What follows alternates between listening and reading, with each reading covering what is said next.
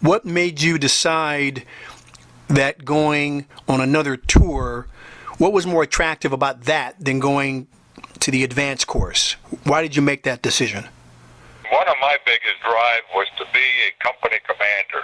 My first two tours, I was a platoon leader, then I was an executive officer, then I was an operations officer. Now that I was a captain, my greatest drive was to be able to command a unit, American soldiers, in combat.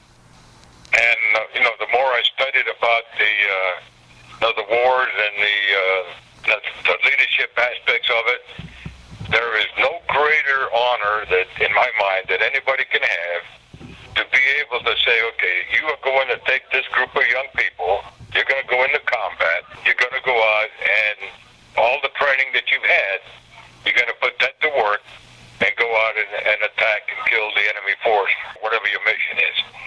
So to me, it was very important that I be able to go to combat and be a company commander in combat.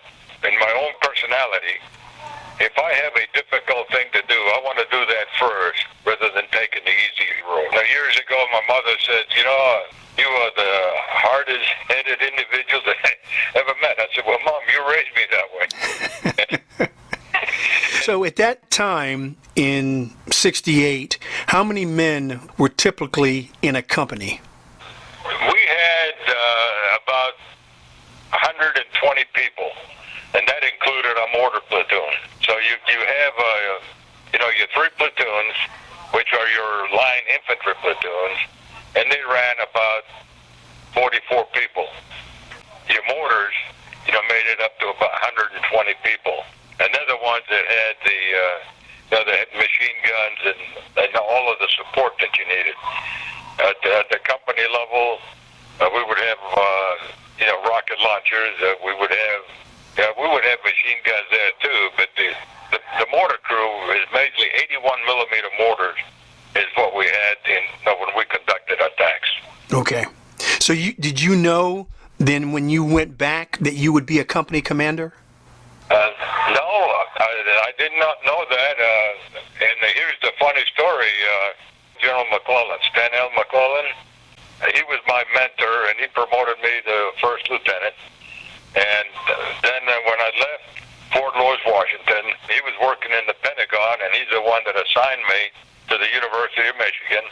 I did not know that he was going to go to Vietnam. And when I left college and I reported to Vietnam, I said, oh, no, he's got the 3rd Brigade, and he's in Pleiku. So when I went to the assignment officer at Pleiku, which is the Central 4th Infantry Division headquarters, I talked to the general, what they call administration, but they call him a G1. He handled all of the assignments. G2 handles intelligence. G3 handles operations. And this is the general staff. And then the G4 handles the logistics. So when I was talking to the administrator, I said, I understand that Colonel McClellan has got the 3rd Brigade. I'd like to work for him.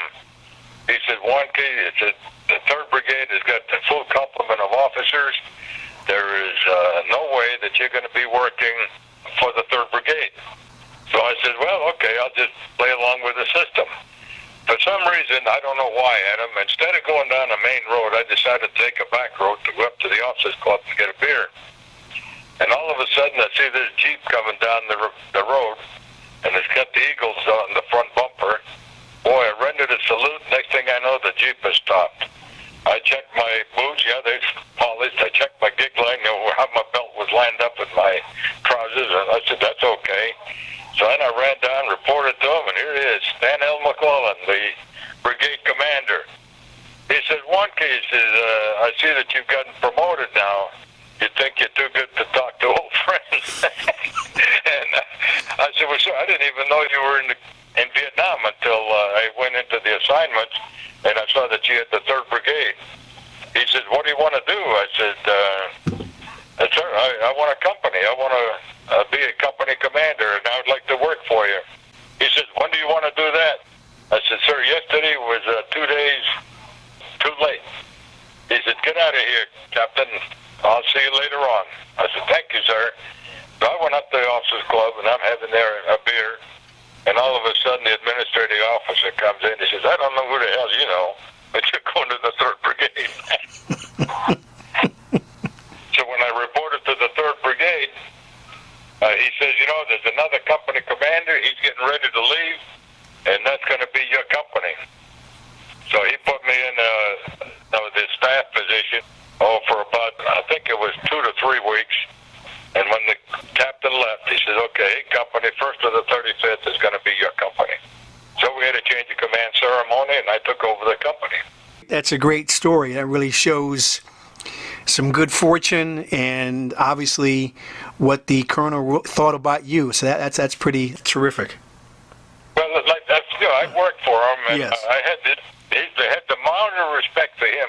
I can tell you right now that throughout my military career, there has only been one man that no matter what was happening, if he called me on the phone and he said, hey, I need you here, I would stop whatever I was doing and I'd go and report to him.